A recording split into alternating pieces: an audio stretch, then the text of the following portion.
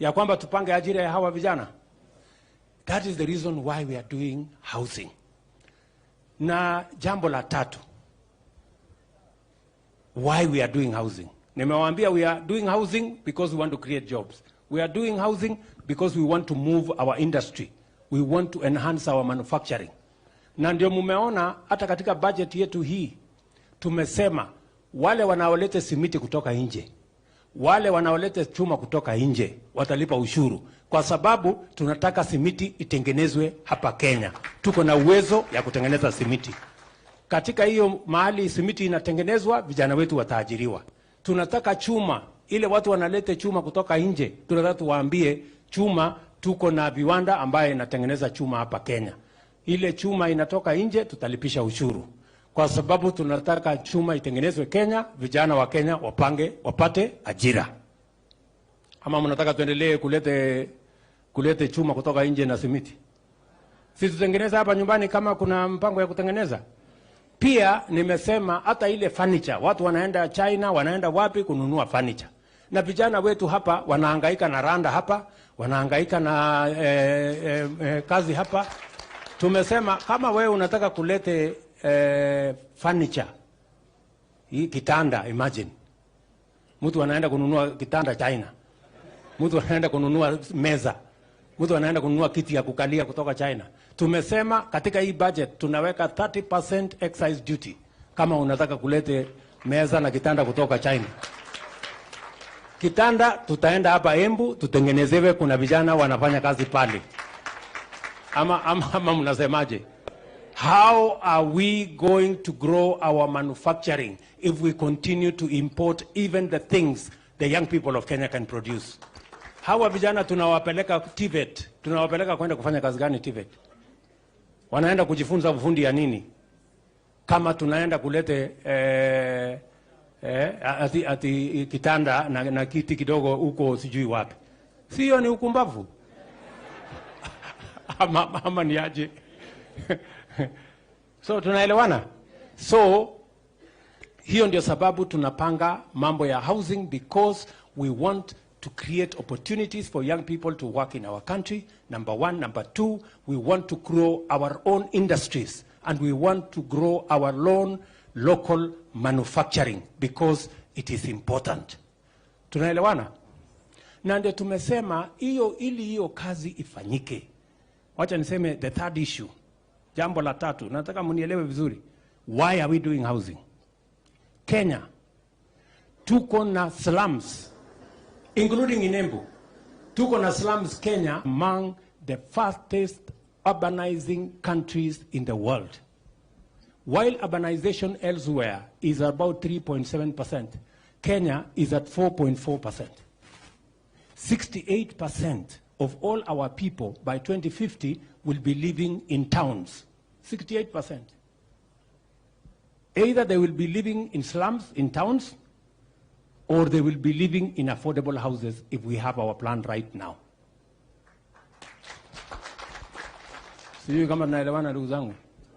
So we need to ensure that we get rid of slums, people living in decent.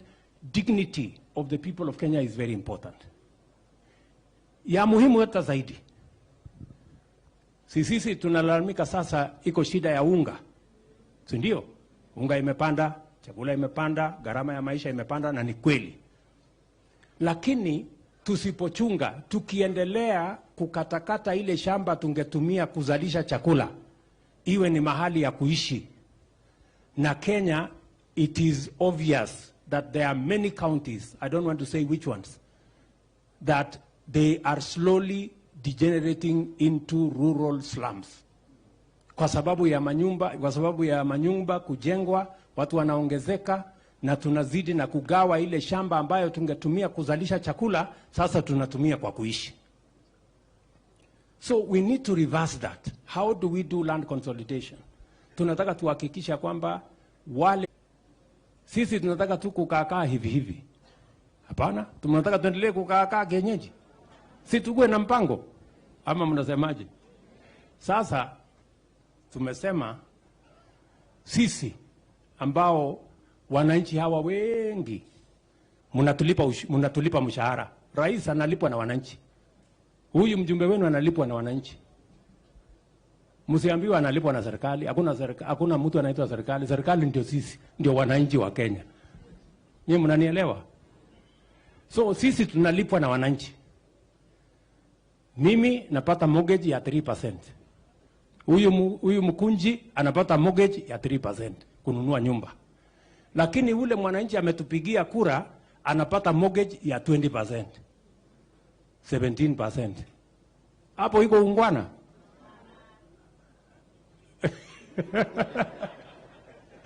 Wewe mwananchi ukienda kutafuta mortgage unaambiwa lete 15%, 17%.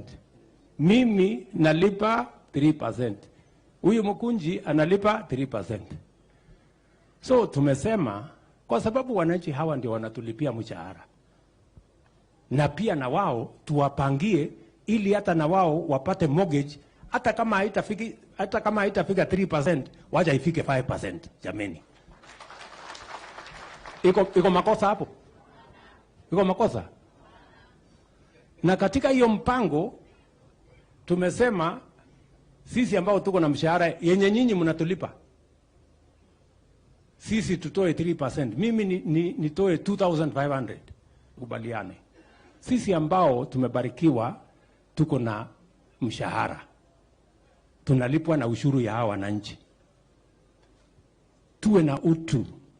Tukiambiwa make a small contribution, ili huyu mtoto wa huyu mwananchi ambaye anatulipa mshahara yetu kupitia kwa ushuru ile analipa, hata na yeye mtoto yake apate ajira kwa mambo ya affordable housing, na yeye apate nafasi ya kupata nyumba ile affordable, na yeye pia alipe badala ya mortgage 17% akuja hapo 5%.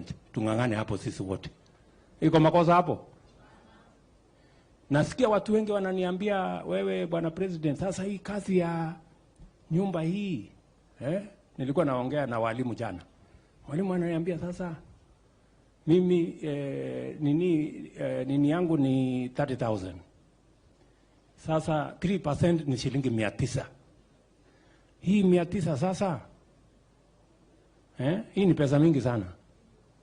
Sasa mimi namuuliza, wewe mwalimu ndugu yangu, wale ambao watafaidika na hii fund ni watoto wa Kenya. Pengine hata mtoto wako ni mmoja wao ambao watapata ajira. Si ni kweli? Kama hatapata ajira kwa mjengo, pengine yeye ni quantity surveyor, pengine yeye ni fundi, pengine yeye anafanya kwa factory ya simiti, pengine yeye anafanya kwa factory ya chuma, pengine yeye ni transporter, pengine yeye anauza. We have brought it down. We have removed the cost of the land, we have removed the taxes, we have reduced the cost of the construction, so that we can have a country where all of us are equal. Na unajua mimi sitaki kuwa mtu muongo. Nilisema tutapanga ajira ya vijana wetu. Na hiyo ndio mpango. Tupange ajira. Na nilikuwa na hawa watu wote. Tulikuwa na wabunge hawa. Si tulisema mheshimiwa tutapanga ajira ya watoto wetu. Sasa msiniruke. Tuko pamoja katika hii safari mpaka tupange ajira ya hawa watu wa Embu. Watu wa Embu tunaelewana? Tunaelewana? Ndio nasema tuwe na hii mpango ya housing, tuwe na mpango ya value addition agro processing, na hiyo ingine tuwe na mpango ya digital jobs, ili tuhakikisha kwamba tunapanga ajira ya vijana wa taifa letu la Kenya, because it is urgent for us to have a plan on how the millions of young people in Kenya have an opportunity to work for themselves, to work for their families, and to contribute their energy, their talent, and their expertise in driving the economy of our country. Sijui kama tumeelewana. Na niko tayari kujibu maswali. Yule mtu wako na maswali aniulize, because I am ready to answer. Karinda, si usemeko kitu. Thank you, Your Excellency. Your Excellency, I want to confirm, nataka kuambia watu wangu wa Embu, tayari I have received a letter kutoka kwa Managing Director wa National Housing Corporation.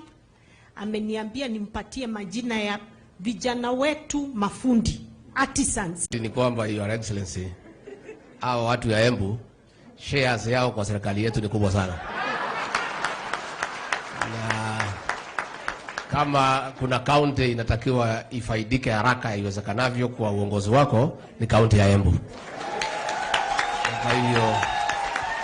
Na kwa hivyo rais, tukiwa hapa kwa mambo ya ujenzi ya manyumba, we are in the right place. Hao mafundi wa Embu waende kazi, wapate kitu, wapange mambo yao. Na rais wetu, usijali hii makelele. Hawa watu wanapiga makelele, hata ukifanya nini hawezi ona. Kwa hivyo tungeuliza kama hataki kuona, wafunge macho, kazi iendelee. Na kwa sababu hawezi funga macho forever, wakifungua watakuta kazi imefanyika. Rais wetu, the truth of the matter ni ya kwamba affordable housing ni ya kumaliza mambo ya slums. We are inviting our detractors, if they find affordable housing cannot solve the issue of the slums, to give us their plan. Watuambie hii slums tutamaliza na njia gani. Your Excellency, affordable housing, as you have rightly put it, is to create employment for millions of our young people. These detractors, what is their plan for getting our young people employment? They don't just criticize without giving an alternative. Na pia rais hawa pia walikuwa na nafasi yao. Na hii employment tumekuta imeharibika, hakuna chochote walifanya. This housing program, Your Excellency, was kuongeza pesa kwa mfuko ya mwananchi na pia kupanga ajira ya vijana wetu. Katika budget yetu ya mwaka huu, ile ushuru ambayo tulikuwa tunalipisha chai, tumesema kama serikali ya Kenya hiyo ushuru tunaondoa katika hii budget.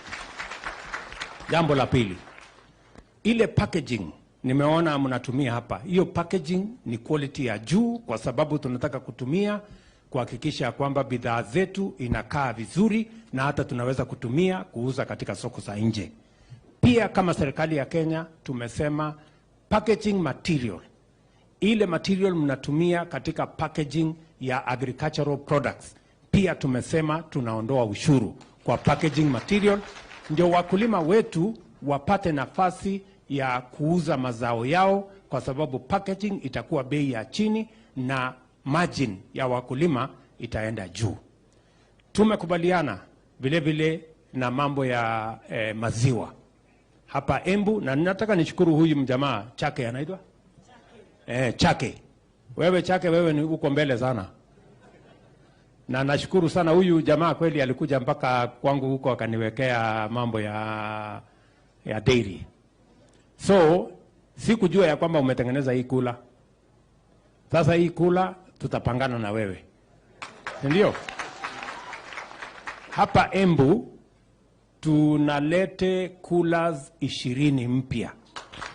Nimekutana na wakulima pale, wananiambia sasa kilimo ya maziwa wanataka kujipangia soko ya wakulima wetu, kwa sababu hatuwezi kukubali ya kwamba watu wa kutoka Australia, sijui watu ya kutoka wapi, wanakuja kuuzia maziwa watu ya Kongo, na sisi tuko hapa.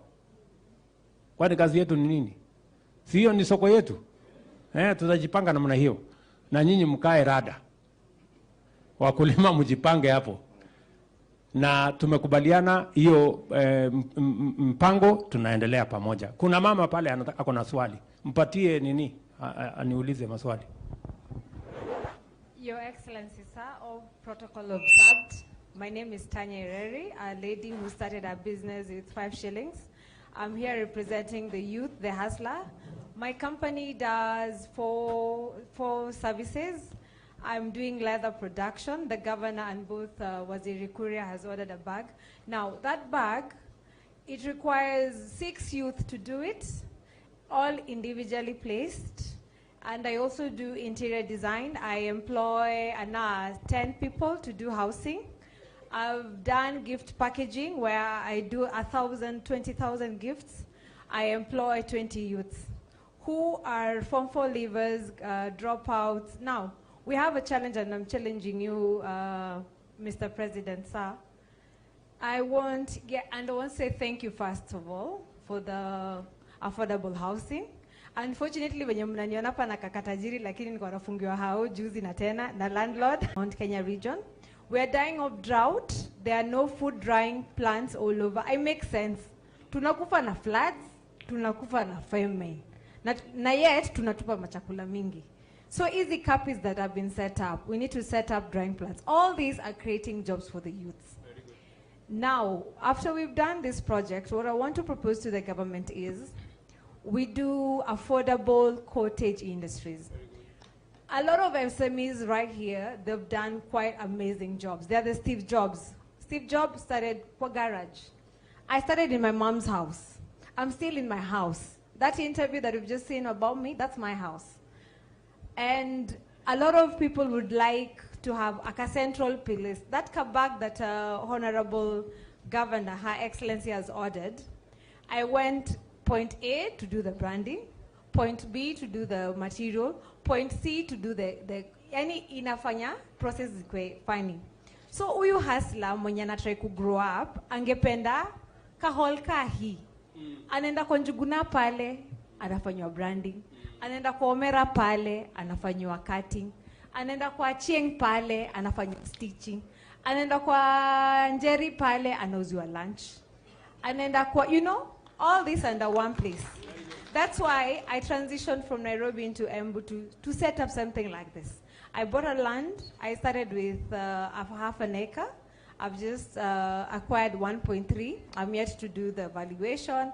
Mungu anipe kazi. When you visit my stand, I've just done a very amazing gift hamper for King Charles when he visits Kenya.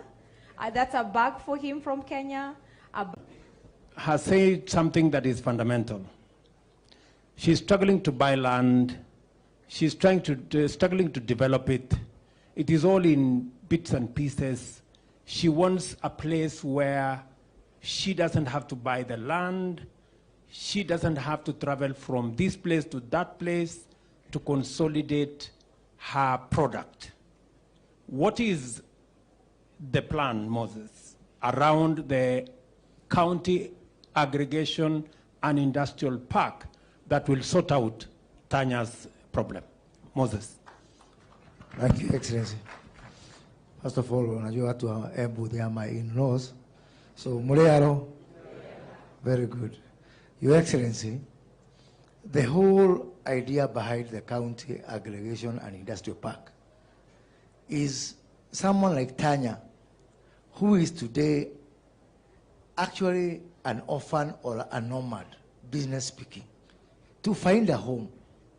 And by the way, once we set up the Embu county aggregation and industrial park, pale kwa kunaitwaje pale sasa? Mashanga. Mtu kama Tanya, ya kwanza atakuwa pale. Ya pili hata kununua hiyo shamba, atakuwa na nafasi yake hapo. Wale watu wote ambao wameexhibit leo, wale watu tulikuwa nao hapa mwezi ya 4, ili sasa wanakuja kwangu na waondoa hapo na wapeleka mbele. Ya mwisho, Your Excellency, ni mtu kama Chake ambao tuliwagundua hapa wakiwa na Tanya when we came for the Embu Expo. Now, this is a problem that is happening. I took Chake, nikamwambia hiyo mashini yako upeleke pale Kirudi. Ana akapeleka Kirudi. Na nikauliza Kirudi, ile mashini about coolers tunaleta kutoka sijui wapi huko nje. Give me a report showing hii ya Chake ni nini imekosa.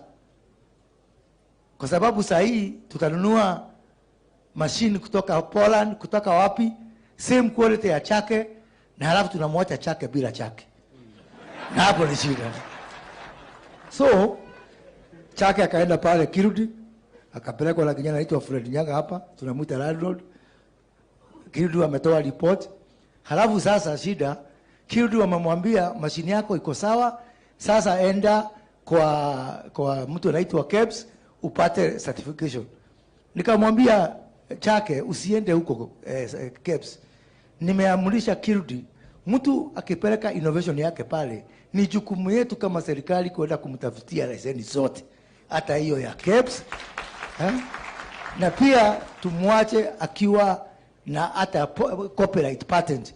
Jamani, leo nimepigiwa simu, copyright patent ya Chake imetoka. Ukijaribu kufanya hiyo copy utajipata kwa jela, because nobody else now except Chake can make a machine like that, because his intellectual property Intellectual property sio mambo ya Nairobi. Na mambo yake. Kuna mtu pale nyuma aulize swali meanwhile. Ngojea Tanya, natafuta mtu ambaye atajibu maswali yako. Kuna mungwana pale.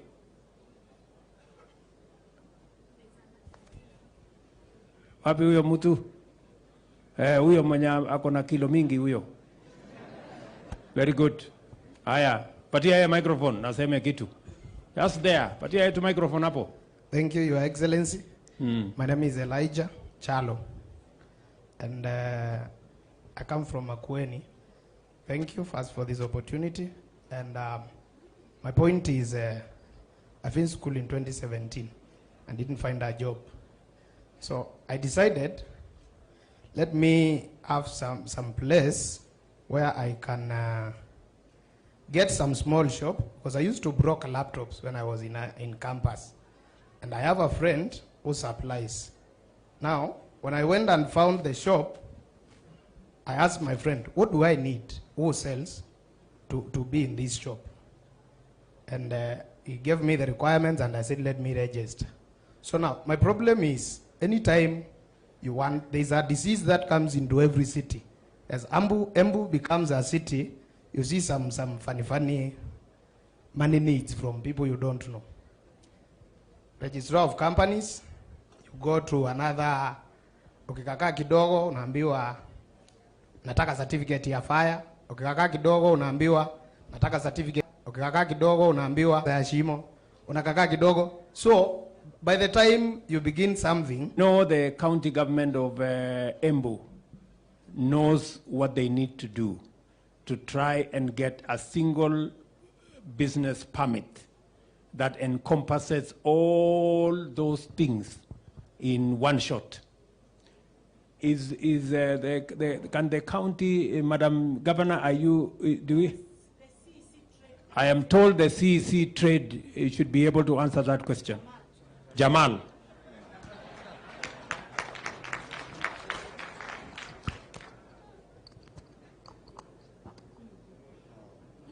Thank you, Your Excellency, the President, Excellency, the Governor. On business registration and the financial requirements that my friend is talking about is true. As county government, we are doing our best to come together and consolidate all the licenses required. But it is also a huge problem from the national government, because many institutions in the national government are also looking for these licenses. There is NEMA, there is, there are quite a number. No, I think there is NEMA, there is KEBS, there is KRA, there is TF. So when you are setting up... Jamal, let us concentrate on the ones he mentioned. Don't try and shift the problem to another place. There is somebody who will answer for the national government, answer for the county. Now, for the county government, we are doing our best. We have already agreed as cabinet to consolidate the licenses. We are also doing an incubation center where we are putting up to consolidate in the next finance bill. Asante. Thank you very much. We will take the proposal. The next finance bill is in by June. So, Apo. Don't get confused. So after July, August, mwanze kuuliza haya maswali. Kama mambo hiyo haijafanyika. On behalf of the national government, can somebody, Moses Kuria, you need either you or your peers should be able to answer on all the consolidation of the national government licenses, KEBS, NEMA, and all the others. What is the plan? Your Excellency, not only shall we consolidate, but we will work with the governor to ensure it is the same license of the county that answers for all those other licenses. Very good. Because mwananchi hataki kujua ati hii ni national government, hii ni county government. So we'll work to have one single business permit under an MOU between Embu County and national government. So hapo kwa hiyo finance bill, hata sisi tuko hapo. Yeah. Asante sana. Tutakuja kuulizwa maswali na wananchi, msifikiri ni mambo ya nini. Kuna mungwana pale, wacha ako na maswali. Alafu nitauliza ingine mbili, basi tumalizie hapo. alafu twende kibarua. Tunataka kwenda kulaunch maneno ingine huko mbele. My name is Wilson Omondi. Travel all the way from Kwale County. I'm dealing with affordable housing. I'm one of the beneficiaries of MSEA, Ministry of Youth, and the MSEA, they know my story. So, Your Excellency, I request you to consider me also to give an advice or give me a space there in that affordable housing, because already, if you come to my stand there, I have some product that I can show you. Though you came there, but there was a hurry, so I could not get time to explain to you. Maybe in another time, I'll get time to share what I'm doing. I'm really doing a lot of job in Kwale County. Thank you, Omondi. Yes. Bwana Hinga, please get in touch with Mr. Omondi so that the plan we have on local housing, we see how he can be a supplier. You can see how Kenya is. That is Mr. Omondi from Kwale in Embu. That's quite something. I want the people from KIE. I saw Mr. Naregae somewhere. His Excellency, my name is Kombo Nyaga. I'm the one who's been brought in from KIE to speak. I'm one of the people who have been incubated by KIE. No. I want the management of KIE. I want the people. I saw Naregae. Kwani alikuja tu hapa kujionyesha? Pardon? Okay, who comes from KIE? I want to know how Tanya there is looking for credit. I know that KIE, part of your mandate is to support entrepreneurs, Kenya Industrial Estates. Yeah, we visit them and see what they require from us, and we are able to assist them from where they are. You didn't answer my question. Tanya is a manufacturer, cottage manufacturer. Omondi is a manufacturer of blocks. They have shortage of financing. What can KIE do for them? What conditions do they need to meet to be able to get funding from KIE? Maybe the PS can help. Thank you, Your Excellency. KIE supports MSMEs in the manufacturing sector, in agriculture and all other value chains, including building and construction. KIE gives out loans up to 20 million Kenyan shillings, and that's a alongside ticket that Tanya and Omondi here can be able to benefit from it. I think we are engineering, KIE and my CS, we are working on that to ensure that Tanya and Omondi do not have to pay any sort of collateral. And then the interest rate is able to be supported at a single digit, the way you have always advised. So what you're going to do is see how we can reach out to them and to make sure that they become part of our flagship project as part of KIE. They don't seem to know what they are supposed to be doing. We are engineering nyumba directly. Je, wanaweza husishwa katika upandaji wa miti ile ku create the green environment around the houses. Pia wakauliza the issue ya waste management. Nyumba zinapojengwa kuna a lot of broken tiles, a lot of choppings za miti za mawe, na wengine wao wana talanta hata za interior design, na wakaomba ya kwamba serikali ifanye mpango maalum, waseme ya kwamba kama ni mambo na waste management kutoka kwa ile nyumba wapewe ile nafasi.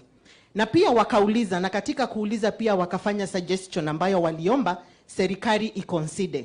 Je, kuna mpango wa kuhusisha vikundi vya wanarika katika house ownership? Manake wengine wanataka kujikuza like a youth organization. Nipeane mfano mzuri sana wa moja ambayo am chair of their body inaitwa EXO, Embu County Campus Students Organization. Wanaweza husishwa waone nyumba kama hiyo organization. Na je, zile housing, ile project ikipatiwa the main contractor, can they be engaged kama subcontractors ndio hata wao waweze kusharpen their skills in contracting na mambo kama hayo? Asante. Bwana Hinga, I am sure you are competent to answer Frida's, you said your name was? Karani, Madam Karani. She has raised very pertinent issues. Maybe I can just tell Frida that, number one, if you are not the contractor, you may not be the engineer, you may not be the plumber, you may not be the carpenter, you may not be the mason, you may not be the plumber, you may not be the carpenter, you may not be the... Mtaani. Kwa hivyo hata hapa Embu, wewe anzisha kandarasi mtaani, tutakupatia hiyo kazi.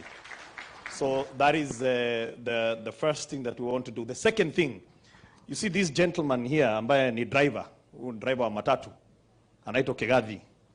Kigathi is another good example of what you are asking for. Kigathi wako na watu about 90,000 members. Watu madereva, makanga, watu ya kuosha gari. They have come together and they have formed an organization called Matatu Stage Workers Association. They are saving 300 shillings a day. That's what they want to save. That is almost 800 million a month. What they have is what is called strength in numbers. They have consolidated 300 shillings a day is a small amount. But when you look at the aggregation, these people have a very strong voice. And what they have done, they have become what is called bulk buyers. So kama sasa the next development pale Rongai, ambao si Rongai, pale Roiro, wamekuja kwetu sisi, wakasema, as Matatu Stage Workers, we want to be guaranteed X number of units. Now, because it is not rhetoric, they have, wanasema, I have shown you the money, I have the money. Hata kama sio 800,000 utapata, aggregated. And that is not a new phenomenon in Kenya. So, please. Mtu ambaye hana ajira, lakini unaweza kusave kwa hustle yako. Kila siku 200, 300, 200, 300, mwisho wewe utapata kuown nyumba. You don't have to have a payslip. And we are going to explain to you how that is going to be a reality. Najua tuko na maswali mingi. Si ndio? Lakini kwa leo, na niliona ni vizuri, wewe Mugunji unataka kusema kitu? Haya, wacha huyu Mugunji mchumbe wetu aseme kitu.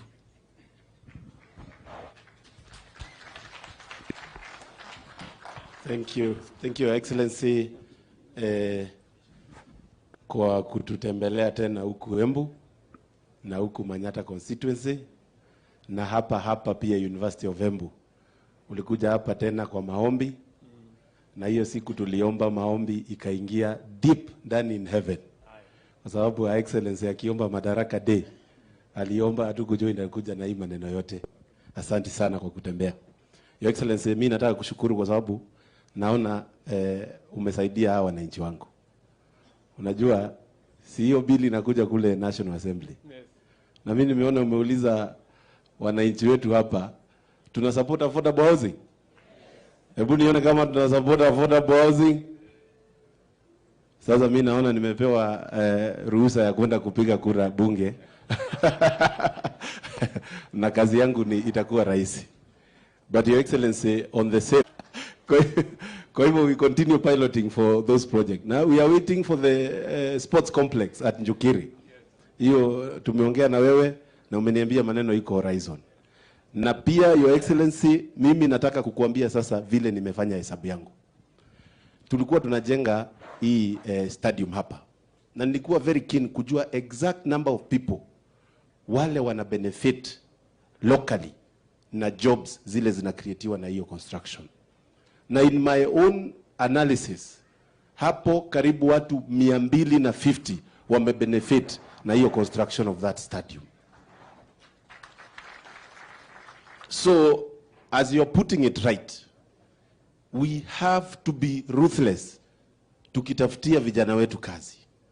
Na hii affordable housing unakuja kulaunch pale. Pia yenyewe nikifanya hesabu karibu 1,000 people directly wataweza kubenefit na hiyo construction. Hao ni vijana wetu huku wale hawana jobs. Si ni kweli watu wetu? Is it true? So we need to make Kenya a construction site. Ama ni aje? We need to make Kenya a construction site, na hiyo ndio kitu itafanya sisi wenyewe tuweze kupata nafasi ya wale watu hawana. nini. Na Your Excellency, mimi nataka kukuongeza tu kitu moja. Hii Hustler Fund, kwa sababu imefika mahali sasa najua umeitest, umeona vile inakuja. Sasa me and Our Excellency hapa, and we mentioned many times, we are organizing everybody into cooperatives. Hata kule sokoni unaenda, tunawapangia cooperative huko. Cooperatives tuweze kuhakikisha hawa watu wameweza kufanya kazi zao. Ya mwisho, Your Excellency,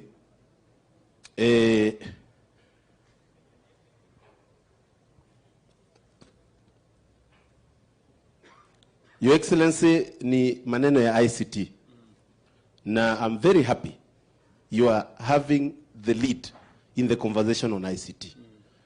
And with your partnership with Google and Facebook, hapa vijana wengi sana, na this project is not new. Ilianza kitambo sana. Kuna watu wamenunua kompyuta 5, twingine 10 mahali. Na nimeangalia huku Manyata. So I want to promise you, hata hiyo piloting ya hiyo ICT inaanza hapa. Mimi within the next 1 week, nitakuwa nimepeana list yangu ya ward levels za ICT hubs. Ili vijana waweze kuingia huko na waweze kufanya kazi. Na hiyo nasema hivyo, bado jitume program ya pale Manyata Technical TVET. Ishafika, leo nimeconfirm computer 100 zimefika hapo. Ni vile hauna uko na mbio, ungeweza kwenda pale ukilaunch. Lakini tutapanga vile utakuja tena. Ya mwisho, Your Excellency, ni kuhakikisha ya kwamba hawa watu, na ni vizuri tuongee ukweli. Mimi naona watu wa Embu sisi tumebarikiwa. Mnaona aje watu wa Embu? Mumebarikiwa. Na mimi singetaka kusikia watu wa Embu wakiambiwa hawana shukrani. Si ni kweli?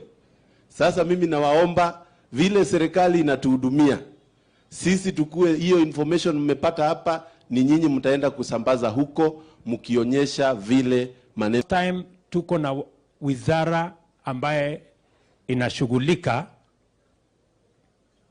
Nasikia kuna mtu ameangusha kamia hapa. Sasa sijui ni ya nani.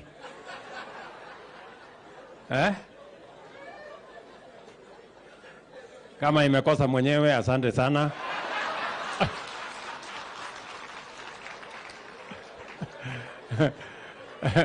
Nitanunua mahindi choma barabarani kielekea. So, Bwana Mkunji, tulikubaliana ya kwamba kwa sababu mambo ni bottom up, ndio tukawa na wizara ya MSME na cooperative, a whole ministry dedicated to mambo ya wafanyabiashara wadogo na pia kwa mambo ya cooperative. Nimekusikia vizuri, umesema hizi cooperative wanahitaji pesa. Na ni kweli. Lakini kabla ya pesa wanahitaji training. Mtu asipatiwe pesa akakuja akazama nayo.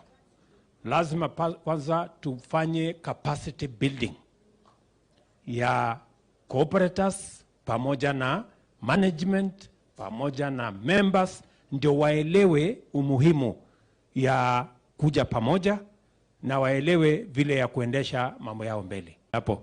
Haya, tuko na huyu mungwana kutoka Imenti Igembe North, anaitwa Julius Mwalimu. Tuko na Karemba, Bwana Mushangi kutoka hapa Runyenjes. Tuko na mama yetu Double N. Mpigeni makofi, mama county wa hapa Embu. Tuko na Mundiki, senator wetu wa Embu. Asante sana senator. Tuko na huyo mungwana anaitwa Ngeno kutoka Narok, yeye ndio chairman wa kamati ya bunge ya mambo ya housing. Tuko na secretary general wa chama ya UDA, anaitwa Cleophas Malala. Pigeni makofi. Tuko na mawaziri wetu. Tuko na waziri Moses Kuria, mpigeni makofi, amezungumza. Tuko na waziri wetu wa ICT, anaitwa Eliud Owalo. Huyo ndiye atazungushana na mambo ya ICT hub na hotspot na hiyo ingine. Tuko na ndugu yetu wa kutoka hapa nyumbani, anaitwa Anthony Njeru. Tuliambiwa anaitwa Anthony Njeru. Huyo Justin Muturi ambaye ni Attorney General wetu. Si ndio? Haya, tuko na Zakaria Njeru. Wacha sasa ile Njeru yenu, huyu ndio Njeru mwenyewe. Zakaria Njeru ndio waziri wetu wa mambo ya mashamba. Tuko na waziri Chelugui ni waziri wetu wa mambo ya cooperative na hiyo ya MSMEs. Tuko na deputy governor wetu, mpigeni makofi huyo muungwana bwana Mugo. Tuko na MCS, waheshimiwa wabunge wa kaunti ya hapa. Asanteni sana waheshimiwa, tuwapigie makofi. Majina yao kidogo inanichanganya. Tuko na Kobole hapo, tuko na nani hapo, watu haya. Asanteni sana. Na sasa tuko na wananchi wa hapa Embu. Asanteni sana kwa kutukaribisha jameni. Mjue tunawapenda sana. Mwadhani ya muradi. Tuko na Miss Tourism ya dunia mzima. Huyo mrembo, pigeni makofi.